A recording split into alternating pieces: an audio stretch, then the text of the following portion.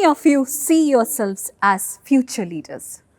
A CEO, a founder, a person at the head of the table? That's a lot of ambition in one room. I'm impressed. Let me tell you something. I'm being very honest here. I didn't grow up wanting to be a filmmaker. Leadership wasn't part of the plan either. For a long time, I was just a person trying to do the work in front of me. And if I'm being truly vulnerable, I was just trying to be independent. That was one sentence my mother told me throughout my childhood. She didn't say, become powerful. She didn't say, change the world. She just said, be independent. I carried that advice into every choice I made, into the films I worked on, into the spaces where slowly I began to lead. But somewhere, into the films I worked on, into the spaces where slowly I began to lead. But somewhere along the way, something else was taking shape. Without knowing it, without naming it, I was growing a feminist inside me. Through the questions I asked, through the discomfort I felt, through the moments when I realized I was expected to bend, adjust, or stay silent. This is not a story of a sudden awakening or a loud rebellion. It's a quieter story, a slower one. This is the story of a feminist, an accidental filmmaker, and a leader. Hello everyone, I am Priya Thuvassery. I tell stories that challenge gender inequality by centering women's lived realities. Through documentary films and through my work as a co-CEO of Chambal Media, home to Khabar Lahariya, I work at the intersection of storytelling, leadership, and social change. But before we go further, I want to share 2 lines of a poem by Antonio Machado. Here it goes. Traveler, there is no road. You make your own path as you walk. A simple reminder that life comes without a map. We create a road only by moving forward. And when I look back, my own journey feels much the same. Today, I have made 5 independent documentaries, directed and produced over 100 commissioned films, and I currently lead a full women team, a diverse team of over 45 people, across a news network, a production company, and an education initiative that has trained more than 1,000 young girls from rural India in storytelling and journalism. I'm grateful for the impact this work has created. But the confident woman you see standing here today, she wasn't always here. I come from a very traditional middle-class family. Confidence was not something I inherited. It was something I had to grow into, or I can say I'm still growing. I was once called a nun by my classmates because of how naive I was. My mother waited at the gate every evening if I didn't reach home by 6. And every dupatta I owned had a safety pin attached to it. You might wonder why. Because when I joined college, my aunt gave me one piece of advice. She said, now you will travel alone. And the best way to protect yourself is to carry a safety pin. Use it silently if needed. And yes, every dupatta of mine had that safety pin. Today, I don't carry those safety pins anymore. And my mother no longer waits for me at the gate, while her daughter travels across the globe for leisure or for work. So, what changed? It was simply a voice inside me that I finally began to listen to. When I chose mass communication, all that warnings came back. Media isn't safe for girls, no night shifts, no marriage prospects. There is still time to pull her back. Initially, I remember I studied just to shut these noises. Scored a first rank in the university just to prove myself. But what after that? That's when you realize that at the end, I didn't choose this field for others, but it was my love for stories. But in life, things are not that easy, right? I didn't have godfathers in the media. I didn't have ancestral wealth. I needed to earn a living. So I joined mainstream television. That paid the bills, but I made sure my weekends paid my soul. I planned my leaves carefully, worked a little extra, made films on holidays. When no opportunity was served on a plate, I learned to sow and harvest my own. And somewhere deep inside, there was also a fighter, one who kept asking, why? That question led me to my independent films. My first independent film, My Sacred Glass Ball, came from a question that refused to leave me alone. In 2009, a state-sponsored mass marriage ceremony in Madhya Pradesh, women were subjected to virginity tests. Yes, you heard me right, virginity tests.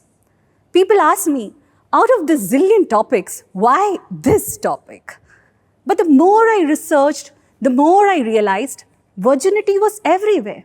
In families, society, mythology, even in our courtrooms. I remembered being told that girls from good families carry a fragile glass ball. It should not break before marriage. I realized I had grown up surrounded by stories of women being tested by fire, by blood, by silence. What the state did that day was no different from what Ram did to Sita. Yesterday it was an Agni Parisha, today it is a two-finger test. After one screening, I overheard two women whisper, good, someone made a film on this. A young girl came to me and said her elder sister was tortured by her husband even after having 2 children, just because she didn't bleed on her first night. That's when I understood something. Films don't change the world. I'm being honest, they don't. But they start conversations. And conversations are where change begins. As I continued working, another awareness grew. Gender discrimination in the industry. A national television department head once told me very openly that he never hired women. Women complain about night shifts. They gossip, he said. I learned something unsettling. People with power decides who gets seen.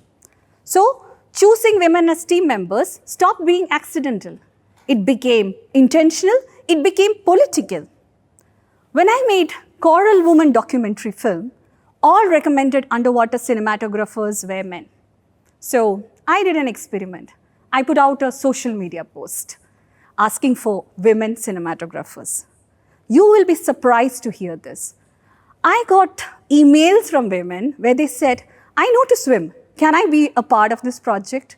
I received an email from a father on behalf of his daughter who was out of network. And it said, my daughter is an underwater cinematographer and I'm sure she'll be excited to be a part of this project. Guess what? For that film, I didn't hire one, but I hired 2 women underwater cinematographers. Yes, talent exists. Sometimes leadership just needs patience, belief, and the willingness to grow that extra mile. These values came with me to Chambal Media, parent organization to Khabar Lahariya, India's only grassroots feminist media organization. There, my feminist lens gained one more filter, a missing filter, I will say, caste. When I walked into a village in Uttar Pradesh with my rural reporters from Khabar Lahariya, I learned that a village chalk can look developed, but the real story is sitting in the margins, in the Dalit bastis, where development looked very different. A broken hand pump isn't just a development story. It is a gender story. It is often a caste story. Who walks kilometers every day because that hand pump is not working? And is it still unrepaired because it is standing on a Dalit land? Once you start seeing this way, nothing remains black and white. Storytelling shapes how we see ourselves and others. Where we stand decides what we consider important. Our geography, our class, caste, gender, all of this sit silently behind the stories we choose to tell and the ones we decide not to. So it's very important to think deeper about who tells the story, or rather, who gets to tell these stories. That belief led me to start Chambal Academy, to train young girls from rural and marginalized communities as storytellers and journalists. Ready for another story?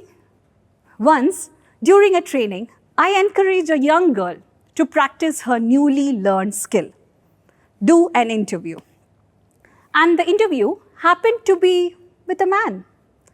After it was over, she came running back, almost jumping with joy. She said, मैंने पहली बार किसी बड़े आदमी से सवाल पूछा. It was the first time in her life she had asked a question to an elder, that too a man. That simple act filled her with pure excitement because all her life she had been told to keep her head down, not to ask questions, and certainly never to question an elder man.